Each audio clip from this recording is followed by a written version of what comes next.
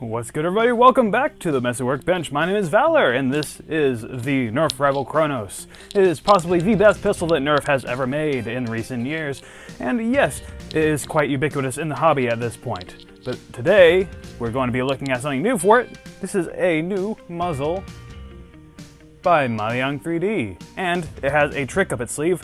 If you can see that there, that is a upgraded hop-up tab, which is designed for use with higher load springs like K26, which is quite common to put in a Kronos. This is a lightly modified Kronos that I have done in the past just for sort of loaners and pistol rounds and stuff.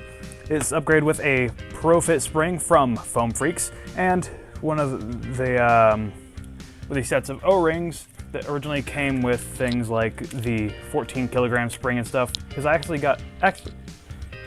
accidentally got sent 2 pairs of the O-rings and stuff, so why not stick them in another Kronos to give it better seal and better performance? And yes, we're going to get this muzzle installed, and we're going to see how well it shoots as compared to some footage I had recorded earlier.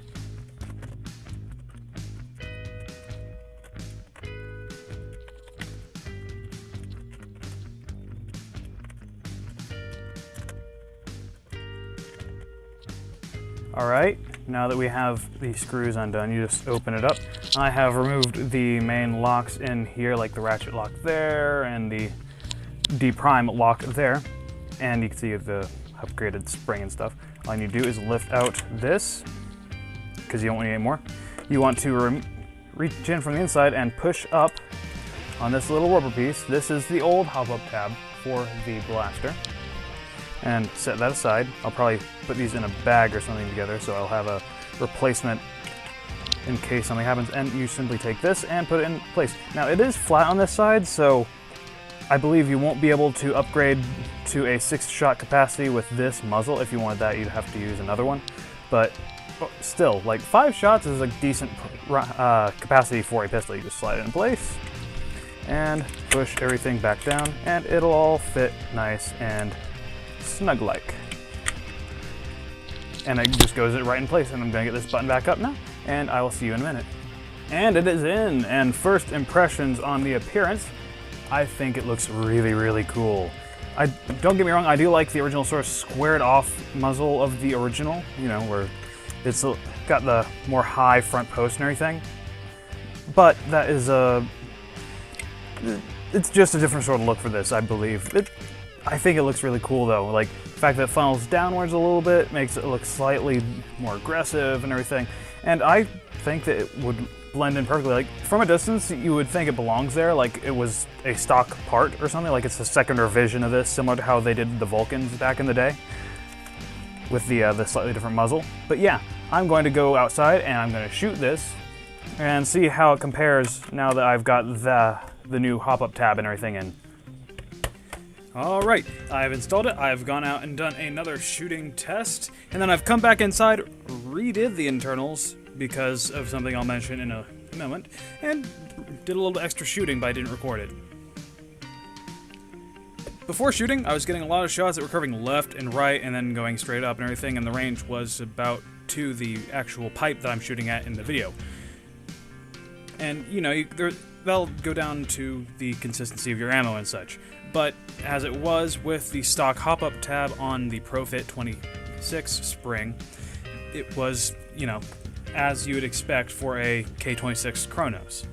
But after swapping to this without doing the change I did later, it was going a little bit higher and everything, increasing the backspin and everything, which really exponentially affected the rounds that were a little bit cheaper and lighter.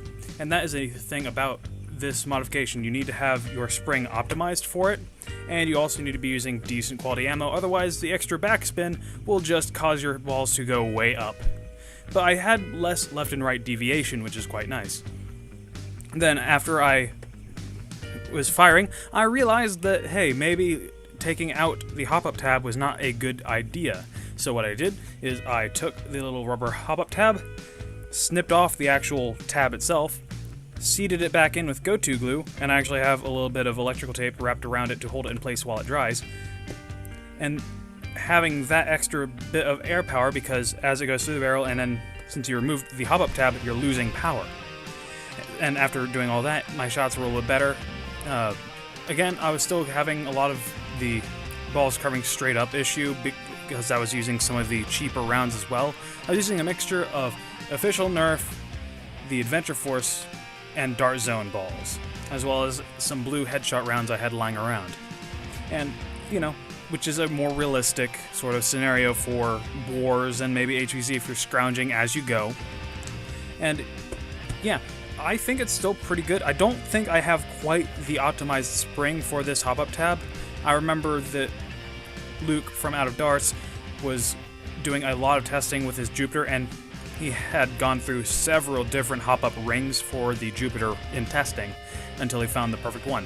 That is entirely down to the amount of power you have in your blasters, so if I decide to go higher spring load on this, like say a 14 kg spring, or maybe lower or whatever, I'll have to probably grind on this hop-up tab a little bit or whatever. But again, that's down to tweaking. I don't have quite enough of a variety of springs to fit in a Kronos to test with, so I will have to leave it there. This would also be interesting to put on a stock Kronos to see how it does. Apparently it works quite well by increasing your range by about 3 to 5 meters, according to Maliang on the product page. But yeah, I will drop a link down to AK Blaster Mod's Etsy, where I got this. Actually, I got it off of his eBay, but you know, he sells through Etsy and everything, so I feel that's a little more easy to do. And I'll also drop links down to my Patreon and such, because I've been posting lots of pictures for my End War prep, as well as some commissions I'm working on. And yes, my name is Valor. Thanks for watching.